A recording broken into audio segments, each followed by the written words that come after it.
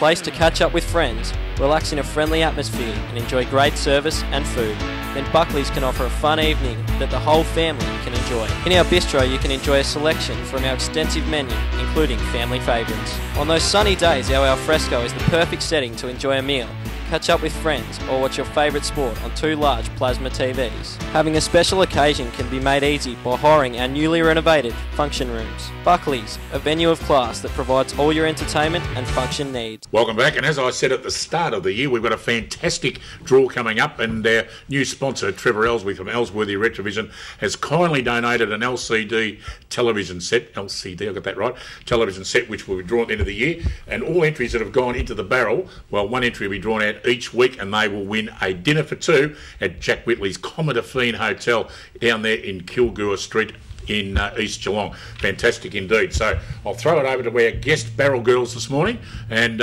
firstly Honey van der Bosch, Eric, will start the proceedings down there with your cute little barrel girl Frankie. Here we go, bit of a drum roll. It's a few in here.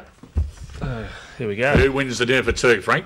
Jake Roberts from Belmont. Oh, jeez, it'd be hard to take. Then it was going to be Jake Burke. Fantastic. Jake Roberts from Belmont. Well, that's fantastic. Jake, you now go into the draw to win the LCD television set courtesy of Ellsworthy's at the end of the season. But for now, you can take yourself and someone very special in your life, particularly with Mother's Day. You might even take Mum along tomorrow to Jack Whitley's Commodore Fiend Hotel. Fantastic food out there. Don't you worry about that.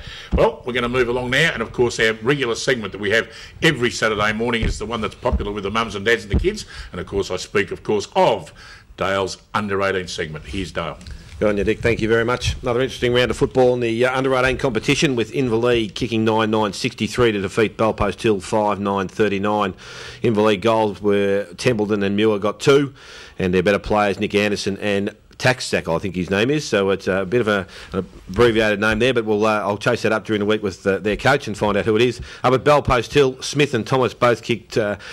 I'm not too sure how many they kicked, but they kicked 5 and they got 2. They might have kicked 2.5 each, Dick, so that's pretty good for the Bellpost Hill boys. Better players, Thomas, Zulix and Hope. East Geelong, undefeated so far this season, and defeated Thompson in a good game of football, 13-6-84 to Thompson 6-8-44. Goal kickers were, for the East Geelong side, Elliott and Irwin 3, Tresize 2, and best players Tresize and Ververs.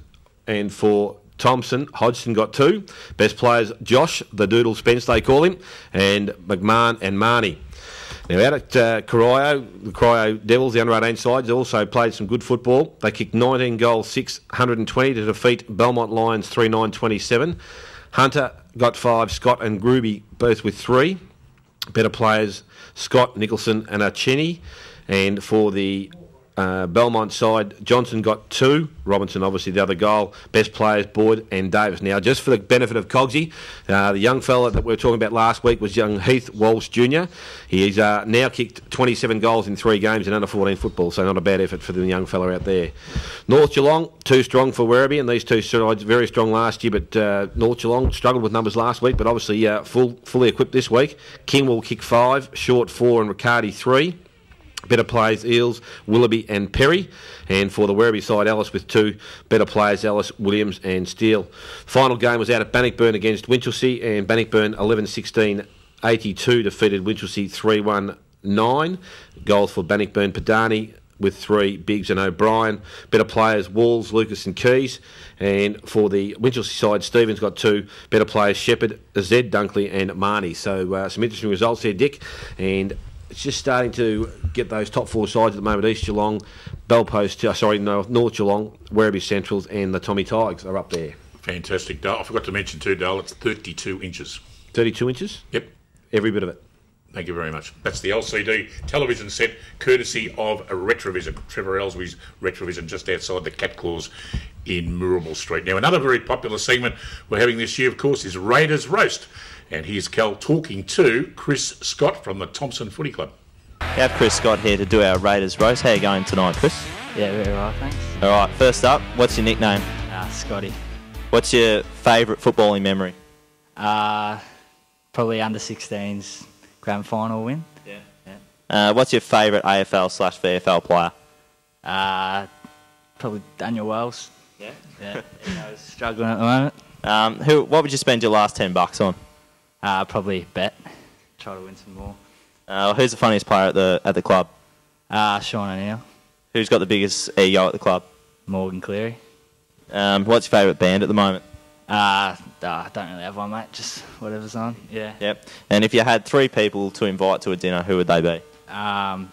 Jennifer Hawkins, Jessica Alba, pre-pregnancy, and probably Shane Warne. Chris Scott, thanks for doing the Raiders roast with us. No worries. Thanks a lot. Cheers. Yes, another bit of fun. The old Raiders roast. It's turning into be a very popular segment on Saturday morning on the Geelong District Footy Show. Well, it's on again this afternoon. The 94.7 Pulse match of the round. It's a beauty. It's the old foes going head to head. The Tommy Tigers out there at Thunderdome. They take on the Bannockburn Tigers. One thing for sure, one of the Tigers is definitely going to win. And of course, Bannockburn are undefeated on top of the GDFL ladder, and Thompson only have lost 1 game. So, what a ripper game to have as the match of the round, eh? Should be a great game, Dick, and I can see no reason why we shouldn't reach the expectations everyone's thinking about. But I suppose the difficult side of things will be Thompson with a few injuries in their side, and probably doubtful whether 2 or 3 of their players will line up. That will make some difference. Bannockburn, while on top of the ladder, Dick, I don't know whether they've played the real quality opposition. They had Cryer first game, but looking at their side compared to what it was this week, there's a fair few numbers coming back. They're going to need to be right on their game. They've got some good young players through there. Fatula's playing well week in, week out. Eddie's playing really well at centre-half forward after John O'Shaughnessy gave the game away. And while Naylor and Riccardi stay sound in that forward line, they're going to be pretty handy.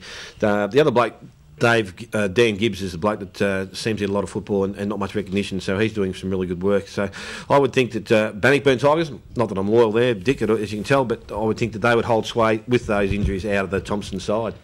Can Thompson beat them, Jake? Yeah, they can. They've got enough quality in their side, but as Dale was alluding to, they're missing a fair few big names this week. Most of their spine's not playing this week. Obviously, Jackson McLeod dislocated his finger last week, so he's out for a good month. Glenn Wallace is missing in a couple of weeks. I'm not exactly too sure what's wrong. There might be a hamstring or a calf or something along those lines. And Greg Costello's another one. He got a 3-match ban during the week for striking. It has been contested, but as I said, I'm not sure whether he'll be playing today. But in the likely event that he won't be, you wouldn't think that he'd get off 3 weeks. That's a fair chunk of Thompson's side missing, and you'd have to think that with Bannockburn's strength being their key position players, their big forwards, you'd think that they should be able to capitalise on that and restrict Thompson from scoring as well as, kicking a bucket load themselves. Eric, over the years you've seen these two sides battle out some fantastic finals games, both at, obviously at St Albans over recent years. Can Bannockburn retain their undefeated status? And, of course, Peter Riccardi making a huge difference to that side. I think they've got a real chance today, Dick. We saw them in the second semi at St Albans last year, where Thompson were far too strong by 7 or 8 goals. But the difference in personnel today compared to then, I think, is leaning towards the Bannockburn side. Riccardi, Eddie, Fertella, Drake, all fantastic inclusions this year for that senior side at Bannockburn. On the other hand, as Jake's just alluded to, Thompson have got key players missing. So on balance, I'm inclined to be looking at Bannockburn this afternoon to win the game.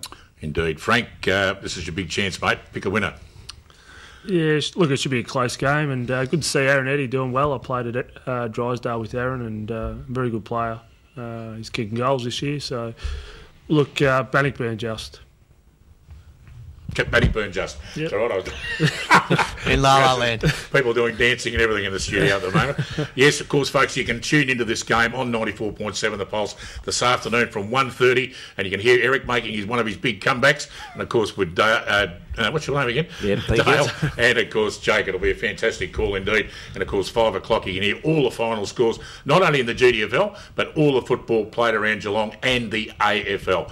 We're going to take a short break. When we come back, we're going to talk about the rest of the big games this afternoon. Somebody's just handed me the the scores from last night's game out at the Church Street Oval. I can't confirm them, so I'm not going to read them out just yet, but I may read them out by the end of the show. Short break, back after this. The place to catch up with friends, relax in a friendly atmosphere and enjoy great service and food. Then Buckley's can offer a fun evening that the whole family can enjoy. In our bistro you can enjoy a selection from our extensive menu, including family favourites. On those sunny days, our alfresco is the perfect setting to enjoy a meal. Catch up with friends or watch your favourite sport on 2 large plasma TVs. Having a special occasion can be made easy by hiring our newly renovated function rooms. Buckley's, a venue of class that provides all your entertainment and function needs.